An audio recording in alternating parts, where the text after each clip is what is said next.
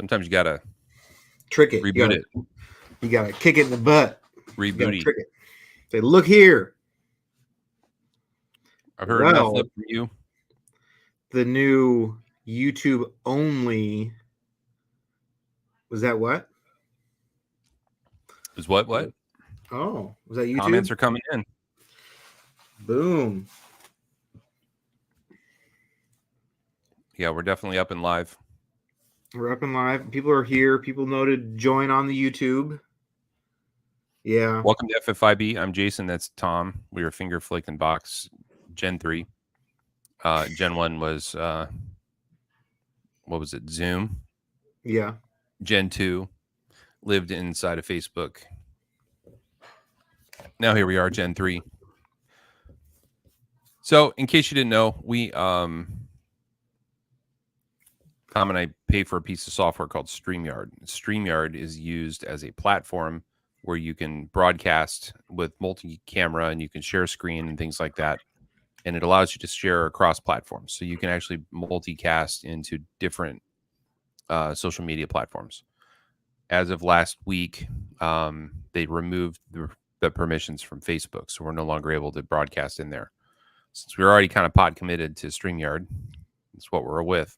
And to my knowledge, there's nothing left that will still work inside Facebook. So we could still go technically Facebook Live by hitting the Facebook Live button, but we couldn't actually have both of us on screen or do anything functional, or it just doesn't work. We tried it. That was how we originally tried doing this. Yeah, the hard part is if you do it that way. If you do it that way, it looks terrible. Pretty janky. It's low rent. So for now, we're going to go this way. We're hoping that perhaps StreamYard just needs to bribe Facebook. I got really excited when I set this up. The group option was back, like the little emblem was back, but because last time I tried it was gone. And then I sit there and no, it just said permissions don't work. Permissions don't work. Right. Yeah. So it's Facebook's fault. So you can blame Mr. Zuckerberg. He was player hating on FFIB. It gave me hope that it said, you're not connected anymore. Would you like to reestablish connection? I was like, yes, and. Yes, try again. But no. But good thing is, if you're watching this on your phone and you have like the YouTube app, I think you can minimize this screen on your phone and then like use the rest of the internet behind it. Only if you're subscribing to YouTube. Ah, yes. If you're not paying it for a subscription, then you have to leave the window up. Yeah, it won't run in the background.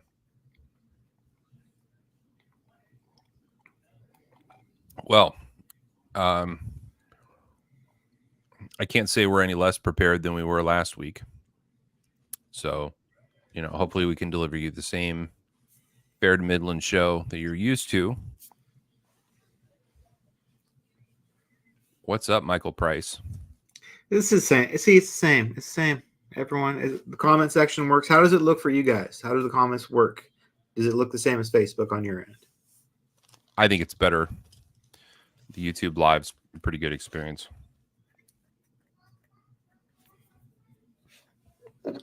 I had a half decent mail day this week, Tom. You had a half decent what kind of day? Mailbox. I came home. Oh, really nice mailbox. I had a mail call. Mail call day. Okay. Couldn't find right word mouth. I had a pretty good mail call, and look what I got in the mail. Bam! What the fuck? Bam! You think that's good? Look at that. Bam! That's awesome. So, there's a guy in the group, and I can never remember his name. He has a vaguely Dutch name, coincidentally, and he hand paints these. So I think Chuck Scorpinetti won them in a contest. And he reached out to me the other day, and he's like, "Hey, man, do you want these?" And I was like, "Yeah." You're yours. I'm sending them. So, they're mine now. And he goes, "I hope you don't mind, but they're a little bit beat up here." He goes, "Some of the paint came off." And I was like, "Have you seen Van Halen's guitar?" Like, ooh, true. He would literally throw it in the back of his pickup and then drive over Mulholland Falls into the LA area and then just pull it out of the back of the pickup and go play it. So, yeah, I don't think he'd care. There you go. Those are definitely very Jason. Yeah. I showed him to a friend of mine that doesn't even like knives, and he was excited. Ooh. Got those in the mail. And then also I got something else in the mail, Tom. I got a new Gen 4 Steingraber knives Lamia. Looks like a rattlesnake. Almost mispronounced it, Tom.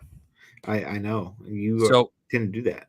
he calls this pattern the nature pattern. And my understanding is it's the same pattern as stingray scales. Okay.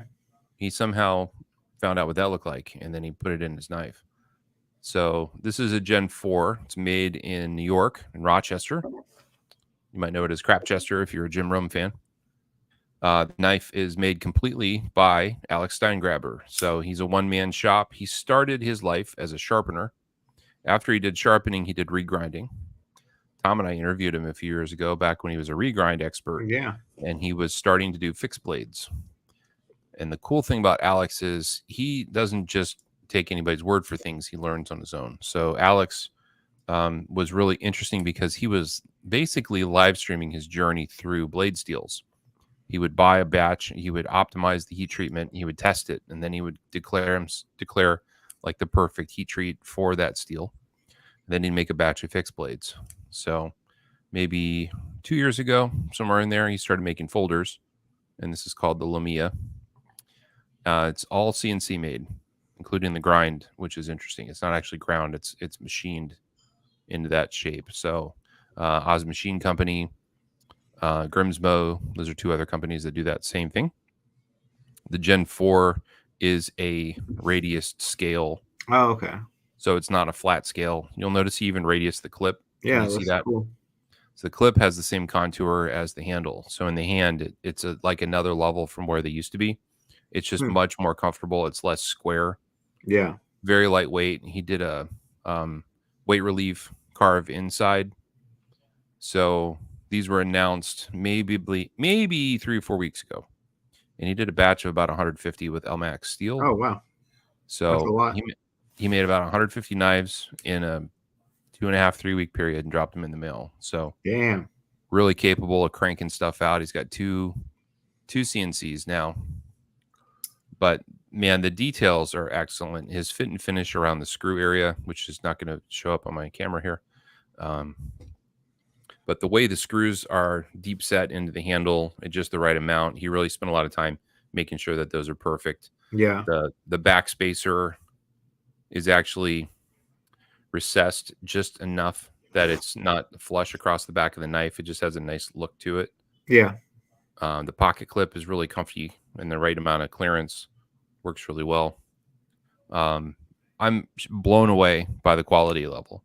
I've handled several of his knives and always liked them, but the Gen 4 is really a step up. So I know he's going to continue making them with this contoured style handle. So if you haven't tried one, now's the time. And I'm sure if you have one, you'll want another. That was a pre-order that he dropped. I'm assuming it sold out quickly. Yeah, he did a pre-order on his website. I don't think they lasted 2 minutes and they were sold. I didn't have any trouble. Got in, bought it, just like anybody else. Yeah. Didn't have too much trouble. So, yeah, I know plenty of people were complaining. He's done things like pre-orders. He's also done drops, and he tends to mix it up and do a little of both. So, depending on how people want to get his knives, they can. So, Gen 1 to Gen 4, what are the things that you're aware of that are drastically different? So the contoured scales more.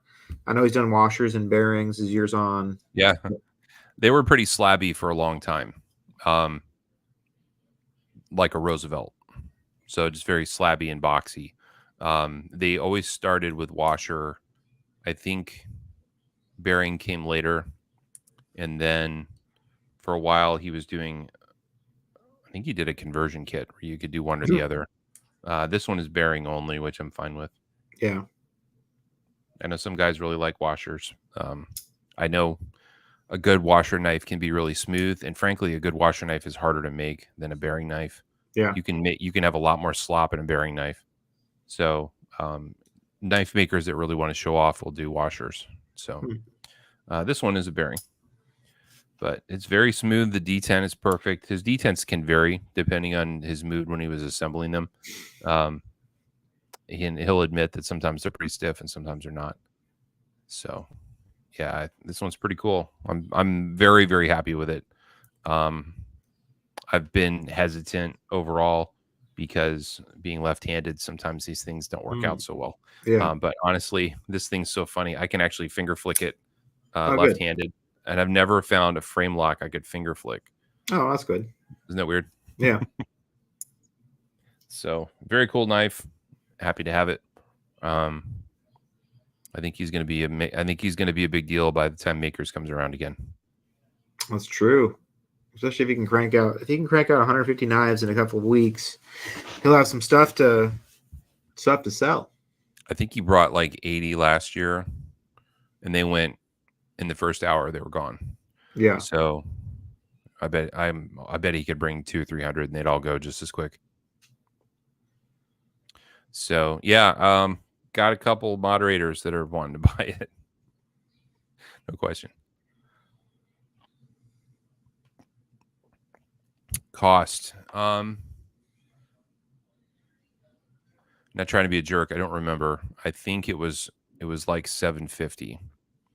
So it's in the same range as a Roosevelt or a Koenig Arius Mini, or some of the other nice knives out there. A Grimsmo Norseman, I believe bare bones is going to be in that range, probably 800. Yeah. So if you were to find, there aren't a lot of 3D contoured American-made knives that are less than that. No. The Chapman knives from Indiana are in the 500 range, but they're pretty slabby. They're just, and I'm not disparaging it. It's just harder. It's harder to do a contour than it is to make it flat. Christian Klein, click on the heart and select the laugh emoji. So the guys are figuring out how to taunt each other in the comments. Good. I hope so. Good. I always like going back and reading the comments after we're done. Tom, I also have a mangled thrashed box here from Australia containing some secret bits from Alistair Phillips. Oh, so was it Alistair's mangled thrashed by customs, or what happened to it? I don't know. Somewhere between the time he shipped it and the time I received it, it got trampled on by some kangaroos, maybe. But I've got some Alistair Phillips stuff that you guys will be able to see at Blade Show. Oh, nice. So if you go see the Spyderco booth, you're going to find Alistair there with his daughter. And she's also a knife maker, by the way. She's 16. Oh, damn. And oh my goodness, I forgot her name. It's a very classic name. Anyway, they're going to be there. And so he sent me some things so that he doesn't have to worry about flying here with it, including his pry bar. Oh. Did you know he made a little edible pry bar? The little guy, isn't it? I'm kidding. It's not edible. It goes on your key ring. I like it. He said, I use this more than my big ones.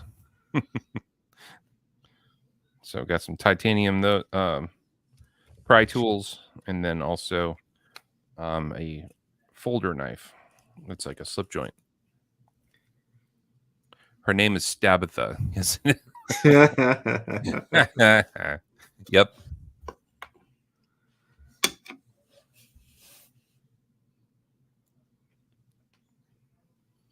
No replies either to comments. I think after the fact, you guys can go back and rewatch it for the next couple weeks, and you can comment after the fact. There's nothing quite like YouTube comments. They hit different than I'll say that. YouTube comments cut deep sometimes. Man, I tell you. I have a friend that's kind of, I don't know. She's in social media. She runs like a beer page, one of those like tasting beers kind of things. And she went down this rabbit hole telling me about comments on something and how much it was bothering her. And I was like, you actually read the comments? She goes, yeah. I said, you don't know by now that you can't? She's like, well, in Instagram, it's not so bad. But then over this other platform, I'm like, yeah. I'm glad you guys are commenting as we're talking because it gives us something to talk about. But yeah, don't read the comments. By all means, when I do sharpening videos, leave comments. But I'm just surprised. Some of the comments, they hit different than Facebook comments hit. No doubt. Yeah. No doubt. Oh, along with my Lamia. See, got it right. I'm He good. sent this really creepy looking tattoo sticker.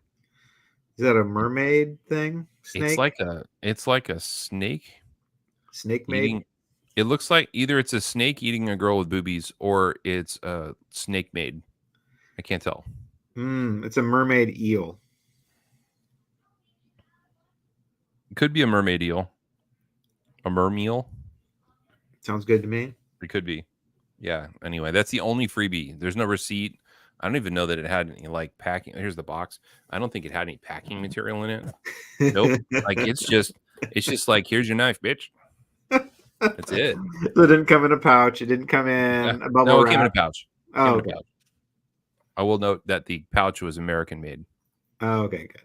That's fine then. We need American. Right. Let's invest in American pouch jobs. So, cool knife. I'm excited about it. I like it. It looks very cool. Hello, I'm Mike. glad you can open it lefty. That's a big win. Yeah. I noticed you've been selling stuff. What's going on? I don't know. I just like was bored, and I wanted some money to pay for a hoodie, and then I started selling things to pay for said hoodie, and then I decided I didn't need the hoodie anymore. I was enjoying this newfound money. That was being showered upon me by me letting go of my collection, and so it gets addicting. And when I start selling, it's so much easier to sell 5 or 6 or 10 knives in a day than it is to sell one knife a day for 10 days. So it's just like you just do it all at once because you never know what's going to sell. And sometimes when you can put a post together with all the knives, sometimes it gets way better engagement and you can sell a couple knives from that post. And so it just ball starts rolling and I start selling. I sold 3 knives today. And I think I sold 5 knives yesterday. Pretty solid. Took some big heavy hitters too. I sold a mini Arius that I'm getting really good at like unjustifying things in my mind. So forever I was like, well, I have to keep my mini Arius because it's a mini Arius. I'm like, I've also seen them drop 12 times since I got mine, and I could have bought any one of those 12 drops, and they would have been a cooler version than I had. So when I realized like this isn't the version I want a non-flipper with a carbon fiber scale. You got the black G10 S30V version. Yes. Yeah. So like, why do I want this? I don't want this at all. Like it's a cool knife, but I want the one I want. So let's just sell this and I'll pay for one at Blade, hopefully. But yeah, I had the black S30V Koenig for sure. And it wouldn't have been so bad except for after he dropped that first pre-order run, it was like, okay, he's not going to drop anymore for like month. Oh no, it was like every week for several months. It was like there was more hitting the market. It seemed like he hit the ground Maybe you running. could get yourself a nice FRN VG10 version. What would be that? Well, VG10, it's everyone knows what a good steel it is. It's such balance. Yeah. Yeah. Sold from last episode of FFIB's advertisement of it. So apparently video marketing works. I sold the Vero Impulse Slim to a watcher of FFIB from last week's episode. Oh, nice. I sold a Liang Ma, like a bunch of PM2s, took a couple custom knives apart and sold the scales off and sold the knife, sold a Shaman. Yeah, so all sorts of good stuff. Nothing that was like impossible to part with, but stuff that makes me happy to like get to someone who might actually use it or actually care about it more than me just having it in my case forever and never touching it. So when I do this, people always wonder like, what's Tom selling for? I'm literally, that's it though. I'm not selling because I know something's coming I need to save money for, or I know something's going to happen in the industry, or I need to sell this off because everything's collapsing. I just like selling stuff in a rampage sometimes, and that's what I do. Too long didn't read sweatshirt. Sweatshirt is kicking it off. I didn't buy a sweatshirt though. I think we need to do a fundraiser for poor Tom. You see, he's nearly naked. He's run out of clothes. He does not have any sweatshirts. What can we do for young Tom so that he can have a sweatshirt? It's almost not sweatshirt season, so that was made it easier to not buy Yeah. a new one. But in my house, it's sweatshirt season all year long.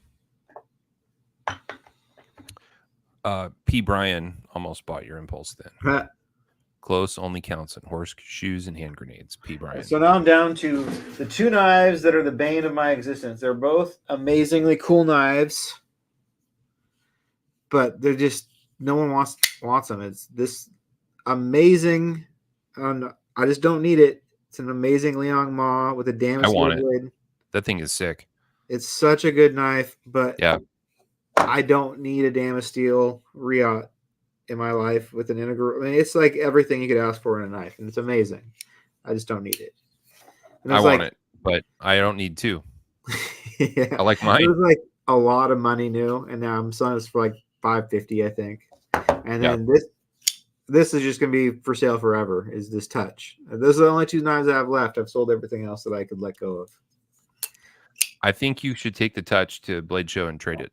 I was thinking about that. Find some of those dudes sitting around tables, and they'll trade for you. That'd be a good idea. Yeah, the Touch market is not as large as the Spyderco market. Spyderco, I will say that, is the best thing about Spyderco. Like, they hold their value even now when we say the market's down. They hold their value if you bought stuff when you bought stuff. Like, so even if like the market's slow, like you still make money off of when you bought stuff because the new price points are so much higher. So old exclusives are always going to be worth more than they were when they were new.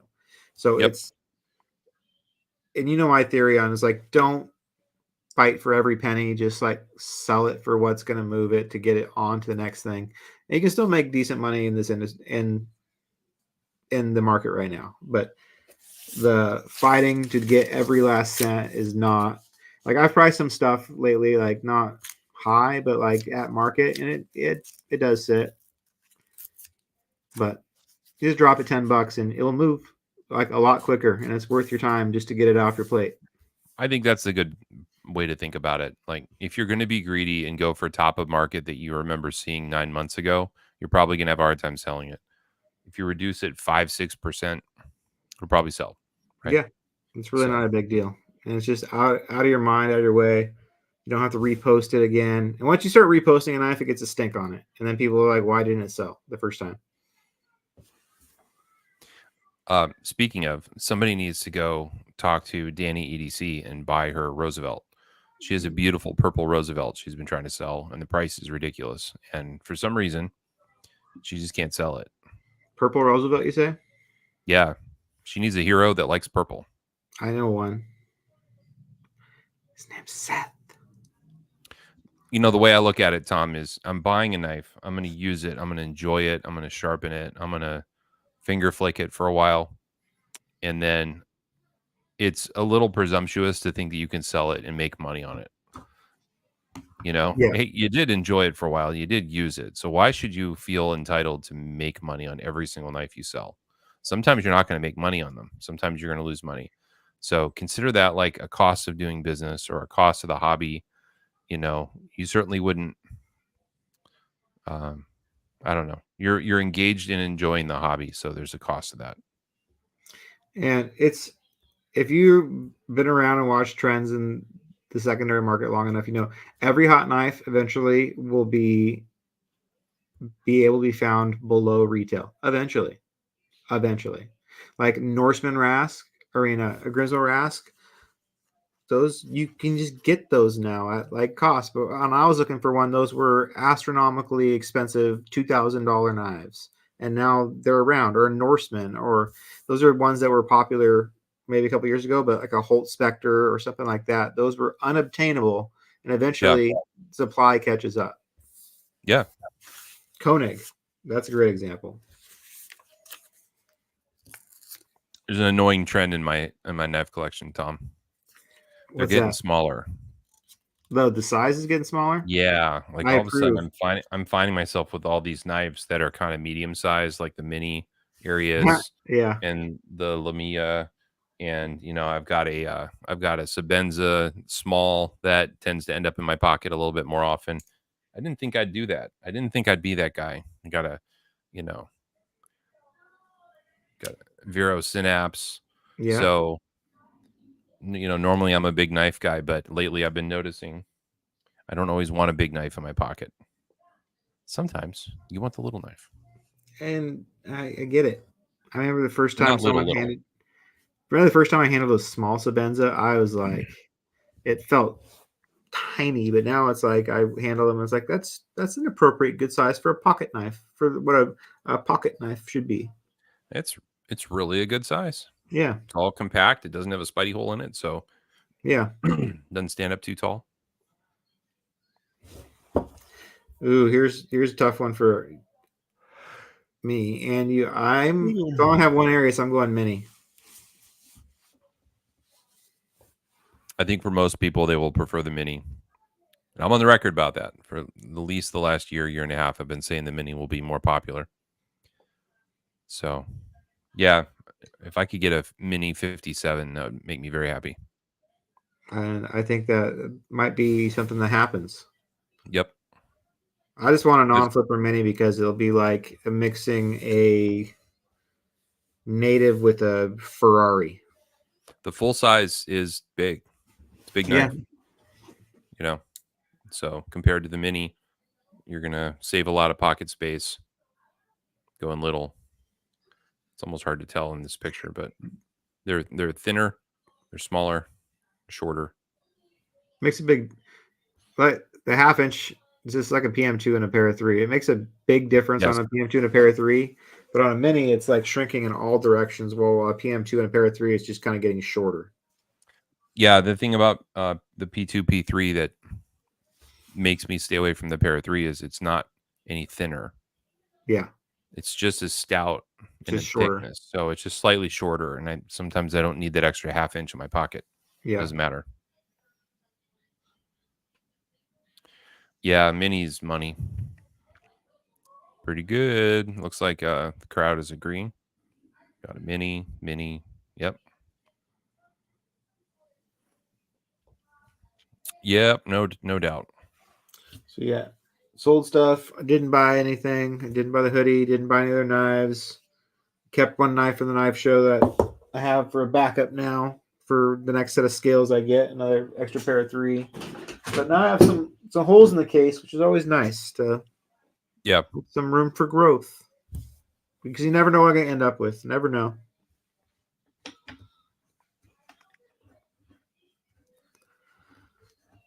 How's the sharpening been? I don't remember seeing as many updates about videos, so maybe you slowed down a bit. So you know how we're doing this on YouTube right now? Yes. I can't broadcast on the Facebook doing sharpening anymore either. Yeah, but whenever you go live on YouTube, I get an email telling me. Oh, yeah, I stopped going live on YouTube. I didn't do it this week because it didn't do it goes into Facebook, and it's like if I'm gonna do it, I just kind of wanted to do both. So I'm trying to grow this audience. I didn't do a ton of sharpening, but I did a few knives. I'll get back on it this week. But yeah, it was kind of killed my motivation when I'm like, when I want to sharpen, I like the live banter, and when I do the sharpening, it's not like FFIB. I don't get 22 people that are here talking and commenting. I get like 3. So I like it to be some engagement when I get at Facebook at least. Yep. Yeah, sharpening's been fun. I will say, and I have seen there's one guy in the group. He's had problems with these stones. These because he bought them and they were glazed and he didn't feel like they were cutting. Yeah. So I lapped mine a couple weeks ago, and I was sharpening today, and I was noticing they cut crazy compared to when before. So I went really slow and just tried to pay attention. I busted through some knives so fast today. Yeah, I need to send you mine. Mine are very slow. Yeah. So They're if you beautiful. are having But slow, talk to me. the finish on the blade is money, but it just takes so long to cut. Yeah. So I thought they were fast before I lapped mine, but now that I've done it, it's like, oh, okay. It's a big difference. It's different than it was when Sean did the ferric chloride acid on it and did the etching, because I did that before. And then after that, I did the lapping with the silicon carbide powder on the mirror. Yeah. And it is weird. Like you can see where it's touched and where it's not touched as much, and the wear. But just doing that for a few minutes has made them cut so much faster that So the reprofiling the Sharpie chip. trick, the Sharpie trick will work on your stone too. You can Yes. color it with your Sharpie and then lap it, and you'll know where you got it. Yep.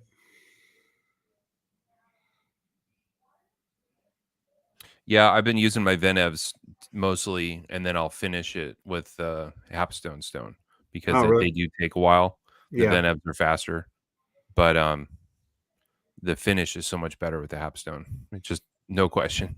Yeah. They're crazy. It's such a good finish, but like, I want you to experience how these stones can cut, because like that's what I like better than the finish is those two low stones. And when seeing people not getting the results that I was getting was discouraging. Yeah. So I don't know how many people Yeah. out there are watching. I've bought them, especially on my recommendation. If you're having problems, shoot me a message and we'll talk about it. Yep. Hmm. So our map holiday came and went. Seems like a With bunch of people were scrounging for good deals, and there were some good deals to be had. There was some Um, good deals to be had. It was saw less some. so than the last ones, which I'm kind of glad it wasn't overkill. It wasn't nearly as many like just like crazy everything's on sale in the stores. I think dealers are like, Yeah. it's enough with these sales. Let's not blow out our whole inventory that we can't get back into stock right away just for cheap. Knife Joy reached out to Tom and I saying that they've got some exclusive knives that are coming. Um, they're excited about, and they were going to get us some copies so we could check them out. I'm excited to see those. I don't want to give away too much because it might be a secret. It might not be a secret. I don't know, but that's pretty cool. I know that you guys are going to like them when you see them.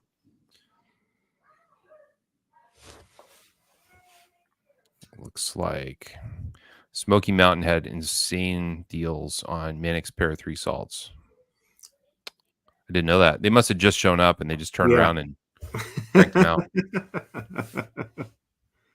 That's a good score. Vero Nova. Yeah. I'm hoping those come out before the show. I think, yeah, that was his idea. Have him at the show anyway.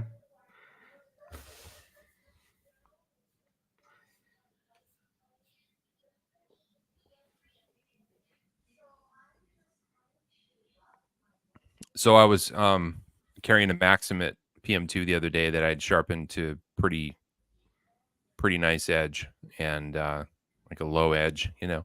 Yeah. And I needed to cut some banding straps. Those hard plastic banding straps. Mm-hmm. And I gave a chuckle and I was like, I think this is going to be good before after content. So I cut through the banding straps, and of course there's no issue. It just cuts right through it. Yeah. I think where most people are going wrong, and they may not even know it, is they're opening the knife, and when they're cutting, they're not just pulling through the material. They're doing that kind of thing. Like they're trying to, like it's a piece of cold butter and they're using a table knife and they're trying to Yeah. whack through it, and it causes the edge to chip. Well, it's not designed for that. It's designed for slicing. It's not designed for prying. And most steels can chip if you do it wrong, especially the brittle ones. So Yeah. guess what? I cut both those banding straps and had no problems. Edge is Oh, still sharp. Didn't chip anything. well, you should have taken like it out back and hit a patio paver with a rubber mallet on the top Maybe I of it. should have bought one of those stupid little craft mallets Yeah. and then hammered it through a patio paver Yeah. or some chicken wire or a roofing nail. Things we do with knives. Sold out by Wow. 9 a.m. Eastern. Mannix was 130, Para 122. Man, 122 would be cost on that knife. Yeah. I think That's it just literally is probably. yeah. Yeah, that's a hell of a deal. It's nice to see that stuff finally showing up, because I'm tired of answering, where is it going to be from the last reveal? Tom, do you know when the last reveal stuff's going to drop? And I just have to say, yes, it is going to drop. No one knows. Now the Para 3 crew carta and the military 2 crew carta have been dropping. Yep. The last guys I've seen on the market. That the military's been, when I've seen them available, they've been available for a minute. So I think that's a really cool knife. Yeah, I want one of those. That Yeah. would be on my list. Although I'm probably going to buy multiple of the 15Vs. Militaries Yeah, for what? I have one for each hand. I don't know. The Millie 2 15Vs. Yeah. Yeah. What about the S90 VCF one that's coming out? It's 90 VCF. S90 VCF, are you gonna get that one? Is that your, wheelhouse? Um,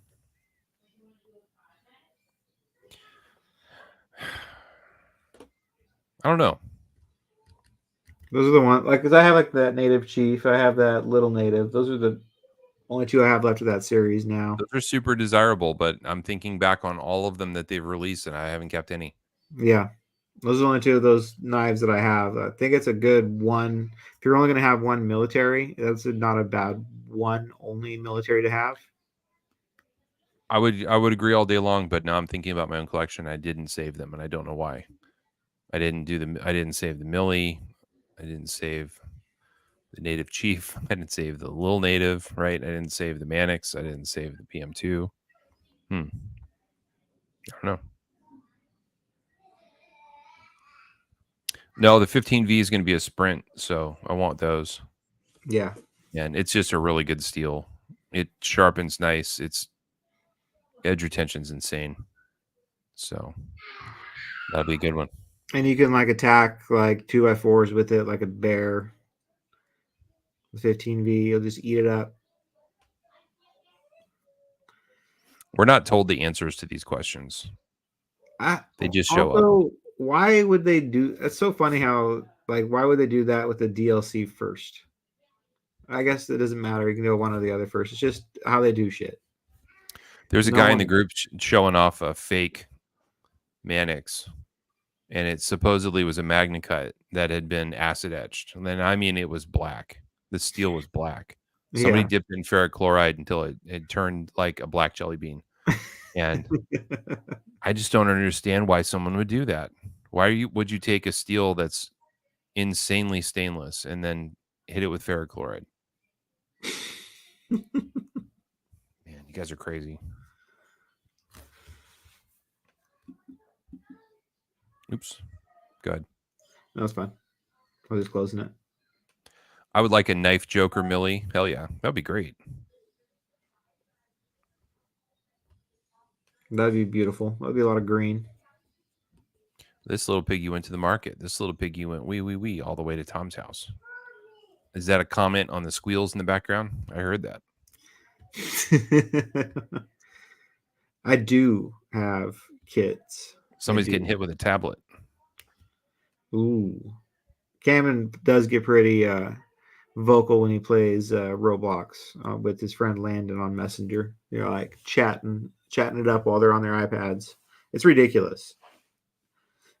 Also, how do they know how to do this? I don't get it. Apple's so good at making things that little kids can use. It's mind-boggling. I got a pair of 3 lightweight S30V combo edge for $45. That's amazing. Think about that.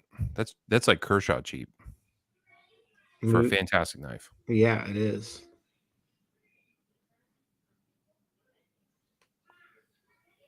Tom tagging all of us in that toe photo. I don't think anybody had everyone in that one. I didn't. If it showed up and you kept on seeing it and it was like in your head, it's because you were engaging with it and because you liked it. It got just enough comments that it stayed towards the top for a while. Yeah, I did. Yeah. At least her nail polish matched the knife. I mean, that was it's true. The little things. It's little things. Yeah, it is. Also, she didn't have hairy knuckles on her toes. That was a plus. That would have been a little bit of Don't say that. Don't say that. I'm not challenging anybody. Okay. Yeah. I got this on. I've had this in my pocket for weeks now, It's just been what I've been carrying, and it's nice to not. I used to change what knife I have in my pocket like 5 times a day because, of course. But now that I just like keep one knife in my pocket for like several weeks, I don't get in these little mini panic attacks of where did I misplace a knife at because I'm not taking them out and leaving them all over the house and in my couch and on my dresser, in the bathroom and places. So it's nice. It's been nice. Like I can go check my pocket and go, okay, my AWT user S90V pair of 3 is in my pocket. And I know I have my knife. I know I can do the laundry and throw everything in there and check my pocket. No, I didn't wash my knife with my other sweatpants. Yep. So I just carry one thing for a couple weeks now, and it's kind of nice to not have to think about it again and just get to enjoy something for a little while. Yeah, I'm carrying my much nicer knives now more regularly, which is enjoyable. It's nice to know that I'm not, just carrying a beater. I Yeah. like having a really nice knife in my pocket, something I can talk about, something made by a friend of mine. So I really enjoy that. Yeah. But at the same time, the risk goes up that you might lose something. So every now and Yeah. then, like I'll take it out of my pocket and I'll slide it into my backpack or into my computer bag, and I'll forget it was in there. And then what'll happen is sometimes I'll go into a pocket and I'll go, huh, oh, I didn't know this was in here. Or worse, you think you lost it for a day and a half, and then you find it. Yeah. And the thing that sucks about losing a knife or misplacing a knife is you don't get to ever like stop looking for it once you've misplaced a knife. You have to look Yes, for it until you find it, or you'll yes. drive yourself crazy sitting around like, I guess I'll find it eventually. I can't do that. I have to look until it's found. I'm kind of at the point now too where I have knives that I can't recreate. Like I That's can't get very another true one. too. Yeah. So if you lose those, then you're like, well, it was nice knowing you. There's no getting it back. And so those are scary. John Cypress, do you have news for us? What news from the north? What news from north of the wall? Who is that in the picture? Is I that was going to ask you that. I don't know. is that John Adams? Maybe? It's your mom. Could be my mom. Could be. I don't know. John Adams from the North Pole.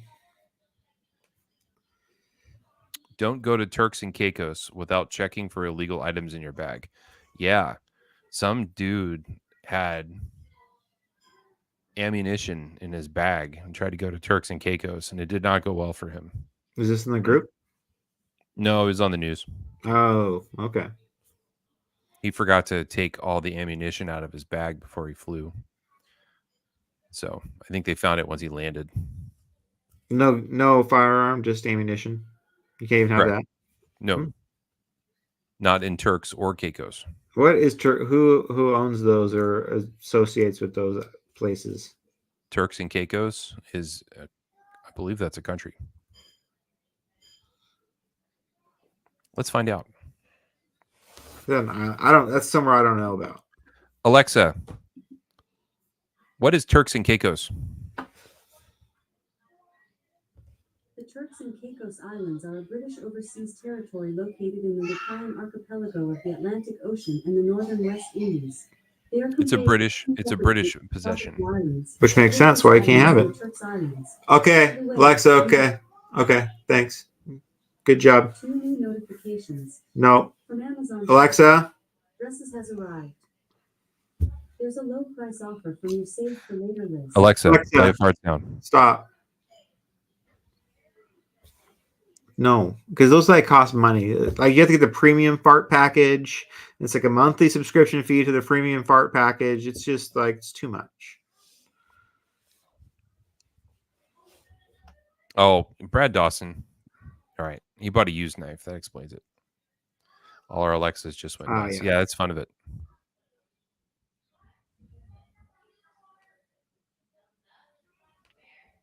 What are you looking forward to at Blade Show as of now? I'm looking forward to seeing my friends. That's probably the best part. It's by far the best part. I want to hang out with my friends and have a good time and have some laughs and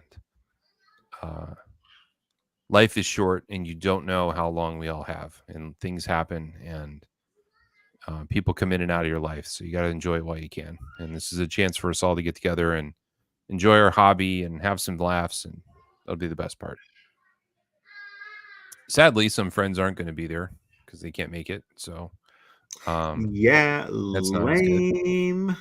Yep. Lame. Hope they're watching this right now. Know how lame it is. They're not going. No, But I get it. I understand.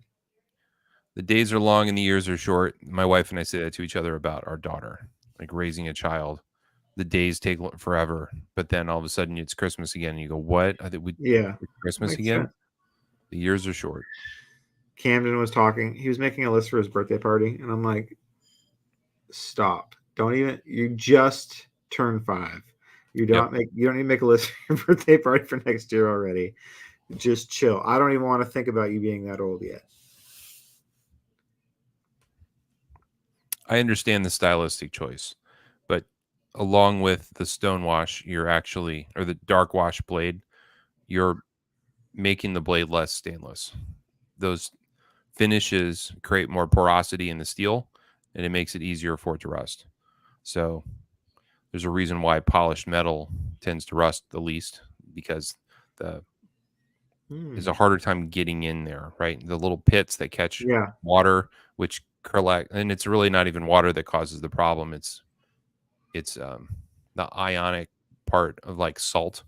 Yeah. So that's what causes rust. So if you have a polished, smooth surface, it's harder to get in there. Interesting. So yeah, if you're going to stone wash a blade, especially a dark wash, then yeah, I don't know. You're going to make the knife less stainless that way. Bartram's here. What's up, Greg Bartram?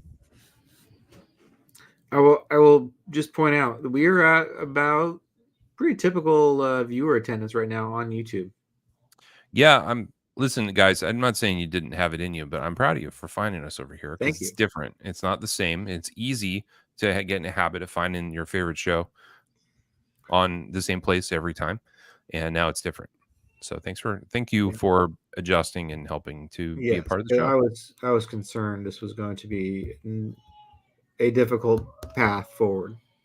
I thought no one would be here but Paula. Yeah, pretty much. Yeah. Anyone do any cool mods lately? I dyed my Para 3 Salt in the Sunset Fade. You guys are getting freaking good at grid dye fades. I wish I could do it. There's no way I could do it. But some of you are just killer at it. Yeah. There's a rocket pop color that some people do to the white ones. You seen those? Mm-hmm. I'm about to unmod this one with my crazy knife. I'm about to take it all unmod it. You're gonna unmod it? I'm gonna unmod it, and I think I'm gonna sell it. But this is my most modified knife, I guess. I think one of you should buy that knife as is, because that is a extraordinary shaman. You've got yourself some Alutex Aramis scales. By the way, Aramis is no longer using Alutex because the price quadrupled, so he's done with it. It also has this milling pattern in it that look like gills. And then, Tom, show him the backspacer. Oh, wait, no backspacer. We got standoffs. It's got triple X pink hardware, neon pink hardware, and it's hardware got from Adrenaline. It's got Rex 45 with a really good patina on it. It's hard to capture on camera. Yep. But it's a cool knife, but it's been a cool knife since I've had it, and it's never really gone in my pocket. So it's time to say goodbye to it. Yep. If you don't carry it, it's probably time to let it go. I will say it was easier to find you here. We didn't have to wait around for you to go live. We could just wait in this chat until the show started. Yeah. It's probably is easier to have a place where you can wait for it to show up versus having to refresh. Yeah. So, yep. Oh, listen to this wise guy. I need a tiger. Yeah, no shit. Me too. We need a whole bunch of them. Yep. Jeff reminded me of the quantity of them when I spoke to him, and I'm fairly confident we will have a plenty for a lot of people. it's bigger than we had discussed. I'm not worried about running out. No.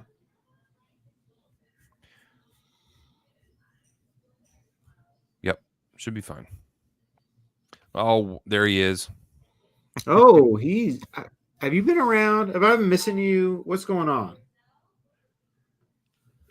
He had to have emergency medical procedure, so he was in the hospital for a bit, but he's been back. Brian's been back at it for a while now, so good to see you, Brian. Thanks for joining us. Hello. Tiger. Yeah, guys, we want you to have these knives 3 years ago. Sorry for the trouble. Sorry it's taken so long. I'm a little embarrassed that we've talked about it as much as we have, but I'm kind of like a golden retriever, and I'm just excited about it. And yeah, Payoff is gonna be like, keep my mouth shut. woo. Brian's been fishing. Yeah, probably. That sounds fun. Well, I think, Jason, I'm gonna have to cut it short tonight. Yeah, kids sound like they've had their fill. They're out there. It's dinner time. I should probably go join them. Yeah, that's a good idea. Brian's YouTube name is the greatest thing I've seen all day. Well, this week, let's see. Had some changes in the show, but you guys have stuck with us. We appreciate you all very much. Thanks for watching. Thanks for being a part of it. We should be back next week, and we'll bring you more hilarity and mediocre knife commentary. And glad you guys could be here. Thank you all. Thanks for watching. Bye.